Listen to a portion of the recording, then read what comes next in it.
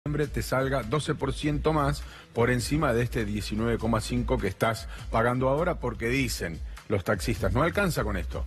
El combustible aumentó, la inflación es alta y esto apenas si llega a equilibrar lo que ya venimos perdiendo. Eso por un lado.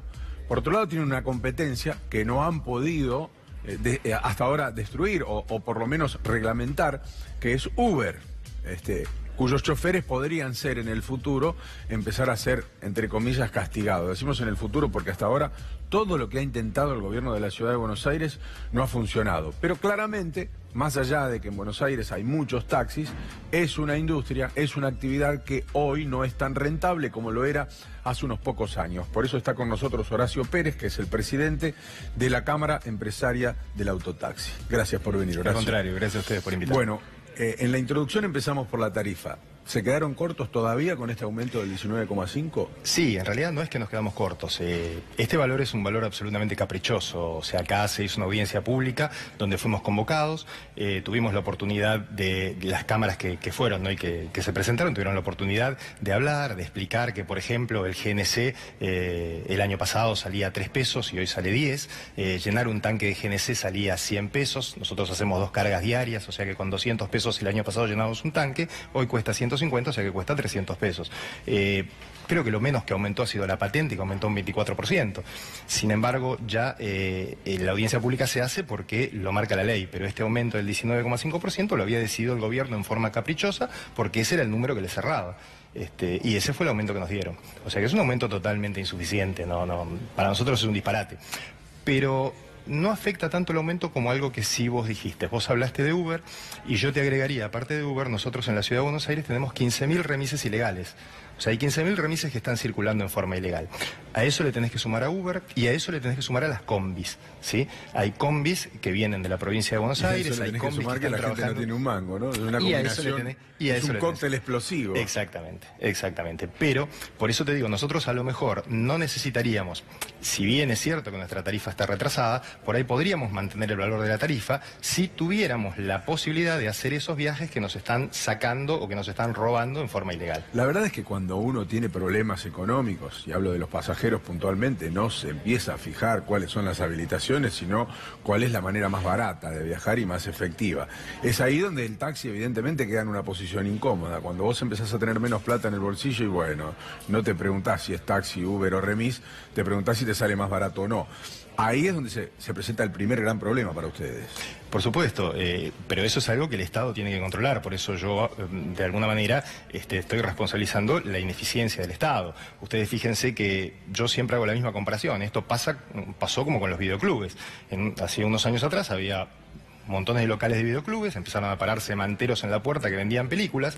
Hoy vos vas a ver algún mantero todavía vendiendo películas, lo que no vas a ver es un videoclub.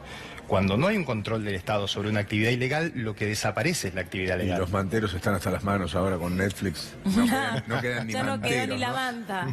Es que Netflix vendría a ser el Uber de los taxistas, ¿no? Es algo intangible, pero que existe, digamos, es algo intangible, pero que vos desde tu teléfono llamás a un auto y es un gigante global, claro, ¿no? Pero yo con el tema de Uber, por ejemplo, por eso hay cosas que a veces vos las escuchás y te causan gracia. Yo el otro día estaba escuchando a Tombolini, vi un spot de campaña que está haciendo él, donde él propone legalizar a Uber.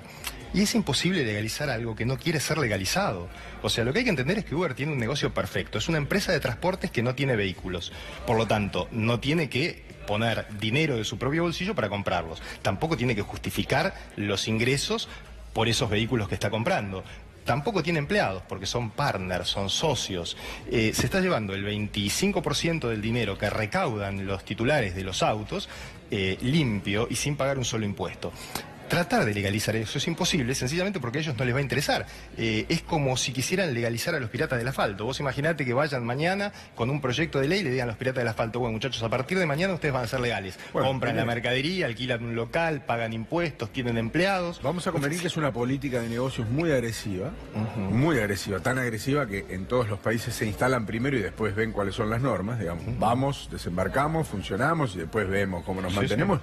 Y tuvieron problemas en las principales ciudades del mundo Buenos Aires no es la excepción.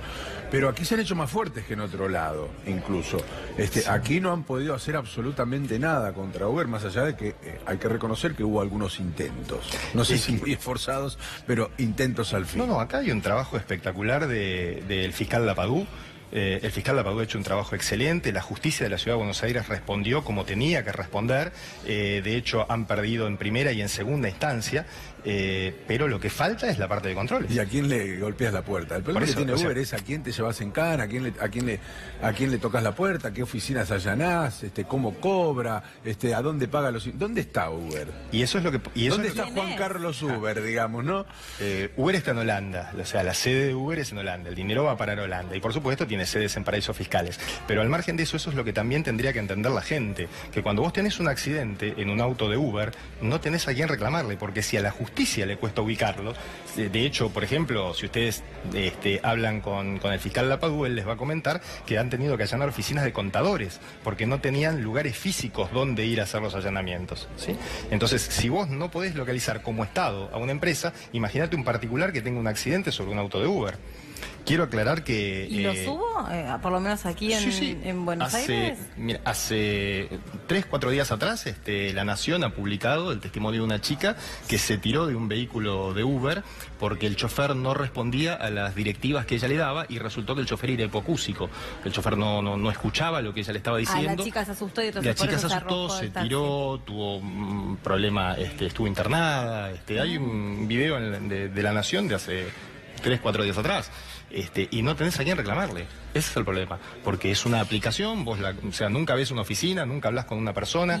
De hecho, por ejemplo, no en la capital federal, en provincia han intentado, en Vicente López, por ejemplo, instalaron 2 o 3 oficinas, que hubo grupos de taxistas que se autoconvocaron, fueron, hicieron las denuncias y lograron que se cerraran esas oficinas de Vicente López, pero hay oficinas abiertas en Ramos Mejía, hay una oficina abierta, si no me equivoco, en Lomas de Zamora.